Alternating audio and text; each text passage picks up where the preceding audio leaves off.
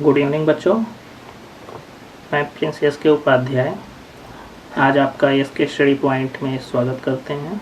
आज हम आपको लेके चलते हैं हैकर्स की तरफ।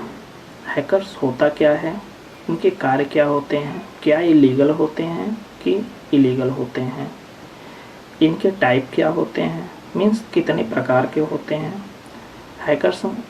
और अगर हम किसी भी डिवाइस के हैक करते हैं या किसी के फ़ोटो के द्वारा, वीडियो के द्वारा हम किसी को परेशान करते हैं, ब्लैकमेल करते हैं, तो हमें कौन सी सज़ा वहाँ पे दिया जाता है।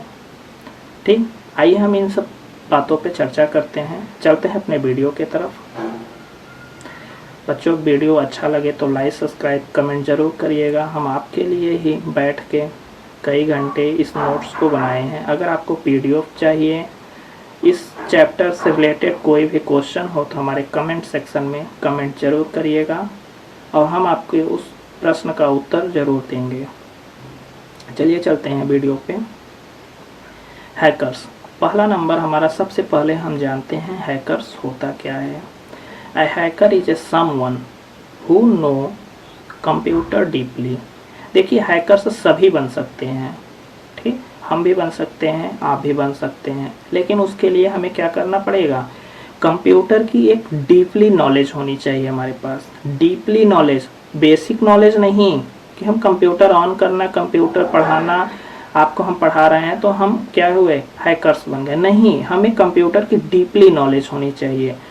कोई भी कार्य कर रहे हैं, चाहे वो अंदर से चाहे बाहर से, हमें अंदर से कैसे करना है, बाहर से कैसे करना है। या मान लीजिए हमें हैकर्स बननी है, अब हमारे पास आ गया एक टास्क कि हमें बैंक को लूटना है। ठीक, आपके ही इर्द गिर्द आपके गांव में जो बड़ौदा बैंक है, मान लीजिए हमें उसी को हैक करना है। अब हम हैक कैसे करेंगे, लाठी डंडा लेके पहुंच जाएंगे, रिवॉल्वर के दम पे करेंगे? नहीं, हैकिंग इसे नहीं कहते। हैकिंग हम एक डिवाइस के द्वारा हैक करते हैं कि बैंक को या बैंक के किसी भी कर्मचारी को या किसी भी लोग को पता नहीं चलेगा और हम बैंक के अकाउंट से पैसे अपने अकाउंट में ट्रांसफ़र कर लेंगे। ये चीज़ किसी को नहीं पता चलेगा, इसे हम हैकिंग करते हैं। मीन्स हम बैंक के अंदर उसके सिस्टम में, उसके कंप्यूटर के सिस्टम में अंदर घुस के हम उसके डेटा को ख़त्म कर देते हैं। बाहर से जो हमारी डिवाइसें लगी हैं, जैसे CC कैमरा, इनको कैसे हमें मूव कराना है, उनके डायरेक्शन को कैसे चेंज करना है कि सामने अभी कैमरे लगे हैं तो उसके डायरेक्शन को हम चेंज कर दें पीछे, जिससे हम कैप्चर ना हो उसमें। ये भी हैकिंग के ही लिस्ट में आता है। कर हाउ दे वर्क इनसाइड, हम अंदर से कैसे कार्य करेंगे, एंड आउटसाइड, बाहर से कैसे कार्य करेंगे। And user that a knowledge to control, हमारे पास उसको कंट्रोल करने की एक अलग ही जानकारी होना चाहिए। एक्सप्लोर अ सिस्टम, किसी भी सिस्टम के बारे में। ठीक, मान लीजिए हम आपके मोबाइल के बारे में जानना चाहते हैं, आपके मोबाइल में क्या क्या रखा हुआ है, तो हमें पहले उस मोबाइल के बारे में जानकारी होनी चाहिए कि हम मोबाइल के पैटर्न को ओपन कैसे करेंगे, खोलेंगे कैसे। और पता चला हमें पैटर्न ही खोलना नहीं आता, तब हम क्या करेंगे, यही चीज़ें। तो हमें पहले क्या, कंप्यूटर्स मानी उस इलेक्ट्रॉनिक डिवाइस के बारे में हमें डीपली नॉलेज होनी चाहिए। अगर हमें थोड़ा सा नॉलेज हम लेके जाएंगे तो क्या होगा, फंस जाएंगे। ठीक, फंसेंगे तो ऐसे ही, ये इलीगल है, लीगल नहीं है। ठीक है, आइए चलते हैं हैकिंग में। सब हम यहाँ पे जानेंगे कि हैकर्स कौन से लीगल होते हैं, कौन से इलीगल होते हैं। सम हैकर्स प्रोटेक्ट अ पीपल, जो कुछ हैकर्स ऐसे होते हैं जो लोगों को प्रोटेक्ट करते हैं, उनके सिस्टम को प्रोटेक्ट करते हैं, वो लीगल होते हैं। अब ध्यान दीजिएगा, जो भी हैकर्स किसी भी सिस्टम को, किसी भी वेबसाइट को या किसी भी कंपनी को प्रोटेक्ट कर रहे हैं, किसी भी बैंक को प्रोटेक्ट कर रहे हैं, वो हमारे लीगल होते हैं, गवर्नमेंट के अंदर आते हैं। और some hackers attack a people, means कुछ हैकर्स ऐसे होते हैं जो लोगों को अटैक करते हैं, लोगों पे अटैक करते हैं, उन्हें हार्म करते हैं, उनकी डेटा को चुरा लेते हैं, उनकी माने सिस्टम को क्रैक कर देते हैं। ये हमारे क्या होते हैं, इलीगल होते हैं। ठीक, टाइप ऑफ इम्पोर्टेंट हैकर्स, देखिए हैकर्स तो हमारे मिनिमम 5 टाइप के होते हैं, लेकिन यहाँ पे मुख्य हमारे 3 टाइप के होते हैं। कौन कौन से, white hat hackers, black hat hackers and grey hat hackers. जो हमारे वाइट हैट हैकर्स होते हैं इथिकल होते हैं, इलीगल होते हैं। ग्रे हैट हैकर्स भी हमारे कुछ श्रेणी में ये बीच वाले होते हैं, मीन्स लीगल भी होते हैं और इलीगल भी होते हैं। लेकिन ये जो ब्लैक हैट हैकर्स हमारे होते हैं ये कम्प्लीटली हमारे इलीगल होते हैं, ये लीगल नहीं होते। ठीक, आइए चलते हैं एक एक करके जानते हैं। वाइट हैट हैकर्स ये क्या होते हैं? वाइट हैट हैकर्स, इनके कार्य क्या होते हैं? क्या इलीगल होते हैं कि इलीगल होते हैं? ठीक, जैसे वाइट हैट हैकर्स किसी भी सुरक्षा को जांच करते हैं, किसी के कंपनी को क्या करते हैं, सिक्योरिटी के जैसे कार्य करते हैं। कि उनके यहाँ पे कह रहा है कि helps companies protect their systems from cyber attack. उनके कंपनी के किसी भी सिस्टम पे साइबर अटैक ना हो, इसलिए वो वाइट हैट हैकर्स का यूज करते हैं, उनको रखते हैं अपने यहाँ। जैसे हमारा साइबर सिक्योरिटी क्या होता है? साइबर सिक्योरिटी, जैसे मान लीजिए हमारी मोबाइल गुम हो गया तो हम कहाँ? साइबर सेल में कॉल करते हैं। ठीक, साइबर सिक्योरिटी वहाँ पे हम कॉल करते हैं और उन्हें बताते हैं कि हमारी मोबाइल गुम हो गई। तो यूपीएन नंबर जो भी होता है वो कुछ डेटा आपसे मांगते हैं, फिर क्या करते हैं उस डिवाइस को लॉक कर देते हैं।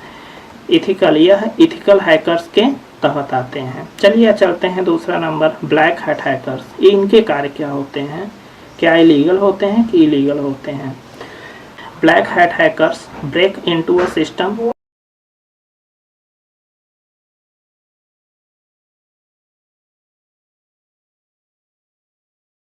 To steal a data, money or cause harm. जो हमारे ब्लैक हैट हैकर्स होते हैं ये कम्प्लीटली इलीगली होते हैं। ठीक है, ये लीगल नहीं होते। निजी, किसी के निजी लाभ को नुकसान पहुंचाना, गैर कानूनी काम करना, किसी भी बैंक को लूट लेना, ये सब कार्य इन्हीं के अंदर आते हैं। आइए चलते हैं, जैसे यहाँ पे दिया है cyber crimes who hack a bank. जैसे हम किसी भी बैंक को हैक करना है, साइबर क्राइम के तहत आता है। वेबसाइट को हमें किसी के वेबसाइट में बिना माने परमिशन के उस अंदर घुस जाना, उससे क्रश माने तोड़ देना, ख़त्म कर देना, उसे हैक करने लेना, उसके डेटा को चुरा लेना, ये हमारे किस में? ब्लैक हैट हैकर्स के श्रेणी में आता है। तीसरा नंबर आता है ग्रे हैट हैकर्स। यह बीच वाला होता है। क्या होता है? बीच वाला। बिना अनुमति के, मीन्स ये भी कार्य क्या लीगली भी करते हैं, इलीगल भी करते हैं। मीन्स बिना, पहली बात तो हम किसी भी डेटा को या किसी भी, जैसे मान लीजिए मोबाइल, अब मोबाइल हमारी रखी है, हम जिसका मोबाइल है उससे पूछे नहीं, मोबाइल ले लिए।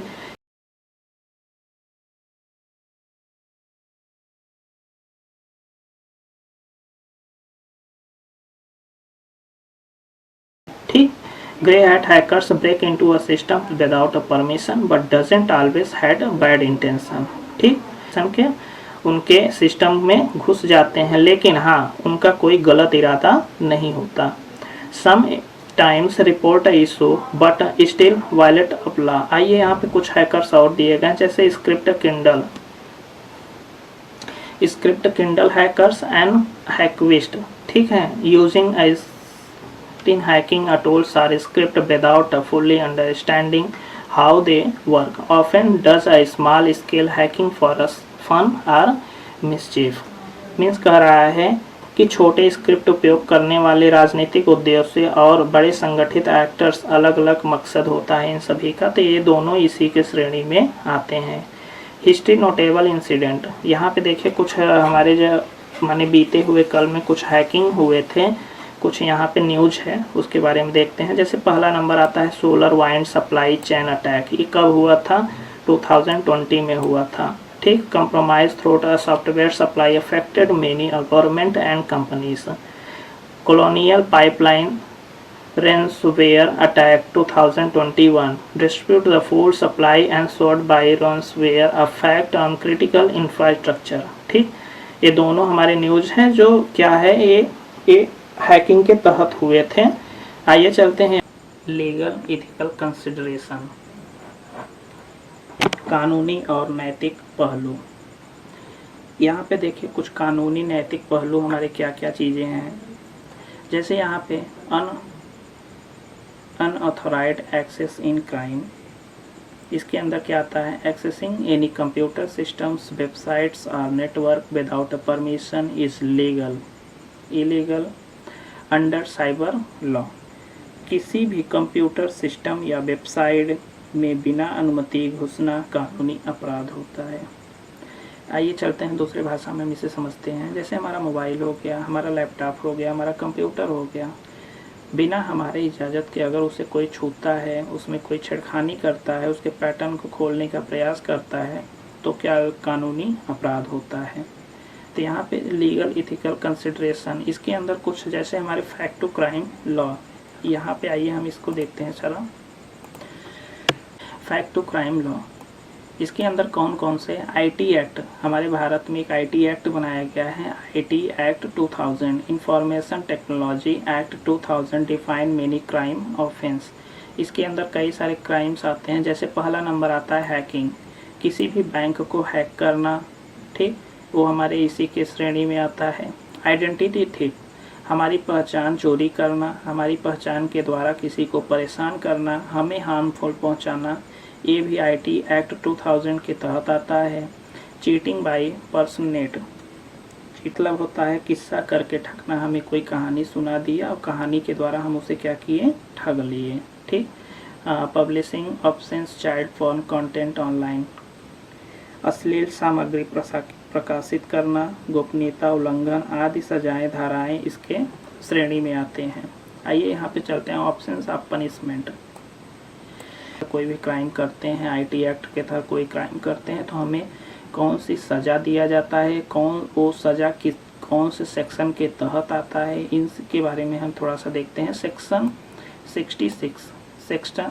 66 में क्या कह रहा है, कंप्यूटर रिलेटेड ऑफेंस। अगर हम कंप्यूटर से रिलेटेड कोई भी यहाँ पे हम क्राइम कर रहे हैं, जैसे हैकिंग कंप्यूटर रिलेटेड ऑफेंस में आता है, तो यहाँ पे हमें सेक्शन 66 मतलब भाग 66 में, खंड 66 में हमें क्या कहा जाता है, यदि कोई व्यक्ति धोखाधड़ी या बेईमानी से सेक्शन 43 में बताए गए कार्य जैसे बिना अनुमति एक्सेस सिस्टम को नुकसान पहुंचाना, वायरस इत्यादि, मीन्स हमारे सिस्टम को बिना हमारे अनुमति के उसे नुकसान पहुंचा रहा है, उसमें वायरस को इनबिल्ट कर रहा है, डाल रहा है, तो उसमें हमें 3 साल की जेल हो सकती है और 5 लाख रुपए जुर्माना भी हमें देना पड़ेगा, दोनों होगा।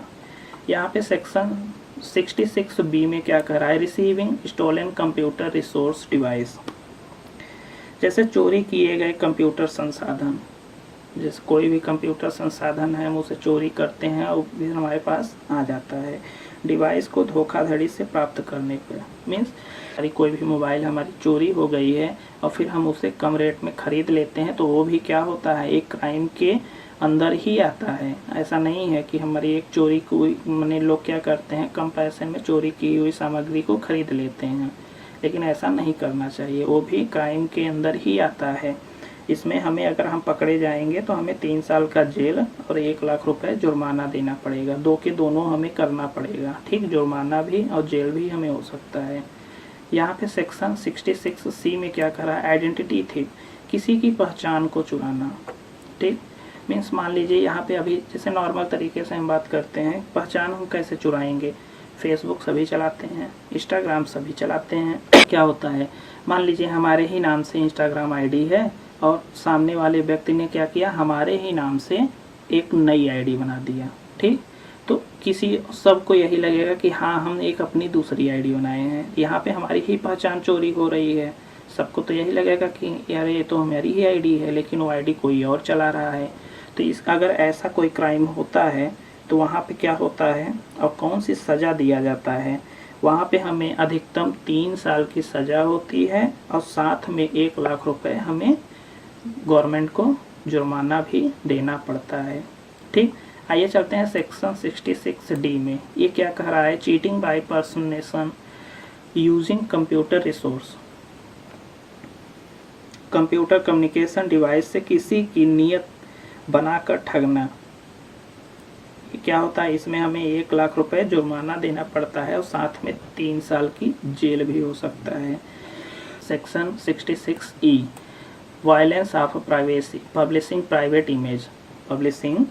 इमेज, इसमें क्या हो रहा है, गोपनीयता का उल्लंघन करना, कोई भी हमारी इमेज है अगर हम अपने मोबाइल में रखे हैं, कोई भी हमारी वीडियो है वो भी हम रखे हैं अगर उसको कोई चोरी करके और उसे पब्लिश कर रहा है, मीन्स समाज के बीच में ला रहा है, लोगों के बीच में ला रहा है, जो नहीं होना चाहिए। ठीक, क्या होता है, सभी के वीडियो लीक हो जाते हैं, इमेजेस लीक हो जाते हैं। अगर ऐसा करते हुए आप पकड़े जाओगे तो आपको वहाँ पे 3 साल की जेल और 2 लाख रुपए जुर्माना देना पड़ेगा। जैसे इसके अंदर एक सज़ा और आता है साइबर आतंकवाद जैसी। जैसे कोई आतंकवादी हमारे साइबर पे अटैक करता है तो वहाँ भी हमें सेक्शन 66E का ही पालन करना पड़ता है। वहाँ भी हमें 3 साल की जेल और 2 लाख रुपए जुर्माना देना पड़ेगा। Section 66F cyber terrorism. ठीक, इसमें क्या होता है, सेम वही चीज़ें जो अभी हमने बताया कि साइबर आतंकवादी जैसी धाराएं बहुत कड़ी सज़ा देती हैं, कुछ मामलों में आजीवन कारावास तक भी हो जाता है। अगर हम इसमें पकड़े जाएंगे, जैसे आतंकवादी वाले सिस्टम में हम पकड़े जा रहे हैं, तो वहाँ पे हमें 3 साल की जेल और 2 साल जुर्माना होगा। लेकिन किसी किसी कंडीशन में ऐसा होता है, जैसे हमारी सज़ा क्या है, कुछ ज़्यादा है, तो वहाँ पे हमें आजीवन कारावास भी हो सकता है, साथ में 2 लाख रुपए जुर्माना भी देना पड़ेगा। सेक्शन 67A और 67B यहाँ पे क्या करा है, publishing of sexually child for material online. जैसे अश्लील यौन संबंधित बाल अश्लील सामग्री प्रकाशित करने पे, किसी की वीडियो लीक करना, किसी अंडर एज की वीडियो लीक करना, उसके इमेजेस को लीक करना, उसे ब्लैकमेल करना कि हमारे पास आपकी वीडियो है, आपको ऐसा करना पड़ेगा। अगर हम सामने वाले को ब्लैकमेल कर रहे हैं इस कंडीशन में, ठीक, तो वहाँ पे हमें सेक्शन 67A और 67B का हमारे ऊपर धारा लागू होगा, और जिसमें हमें कड़ी से कड़ी सज़ा भी हो सकता है। मतलब कई साल की जेल भी, जरूरी नहीं है 3 साल, सब में 3 साल की जेल था और 1 लाख रुपए 2 लाख रुपए जुर्माना था, बट यहाँ पे हमें 3 साल से ज़्यादा भी हो सकता है, आजीवन कारावास भी हो सकता है, क्योंकि हम अंडर एज क्या यूज कर रहे हैं। ठीक है, तो यहाँ पे आप ध्यान दीजिएगा, अगर ऐसा आप कोई क्राइम कर रहे हैं तो वहाँ पे आपको आजीवन कारावास भी हो सकता है, और 2 लाख और 3 लाख रुपए आपको जुर्माना भी देना पड़ेगा। सेक्शन 72A यहाँ पे क्या कर रहा है, आइए थोड़ा सा देखते हैं। किसी अधिकारी किसी ऐसे व्यक्ति द्वारा जो रिकॉर्ड डेटा का वैध रूप से अधिकारी है, बिना अनुमति डेटा छापने या बाहिर करने पर 2-3 साल का जेल और लाखों रुपए का जुर्माना लग सकता है। मान लीजिए हम RBI में जॉब कर रहे हैं, कहाँ पे, RBI में। RBI के अंदर ही हमारी जो जितनी नोटें होती हैं वो छापा जाता है। तो मान लीजिए हम क्या करते हैं, उस मशीन को चलाते हैं जिससे पैसे छापे जाते हैं। तो वैसा तो है नहीं कि मशीन हमारे अंडर में है तो हम अपने हिसाब से पैसे छापे जा रहे हैं, ऐसा भी नहीं है। जितना हमारे पास आएगा, कितना ऑर्डर दिया जाएगा, हम उतना ही छापेंगे, ऐसा नहीं। ठीक है, यही है। और इसके अलावा हम अपने से पैसे नहीं छाप सकते हैं। अगर हम ऐसे अपने से करेंगे तो वहाँ पे हमें सेक्शन 72 और 72A का हमें धारा लागू होगा, जिसके अंदर हमें 2-3 साल का जेल हो सकता है, और साथ में कुछ हमें नगद भी गवर्नमेंट को देना पड़ेगा। तो बच्चों, वीडियो अच्छा लगा हो तो लाइक, सब्सक्राइब, कमेंट जरूर करिएगा। नेक्स्ट वीडियो में हम आपको क्राइम से रिलेटेड कुछ और वीडियो आपको लेके आएंगे। धन्यवाद।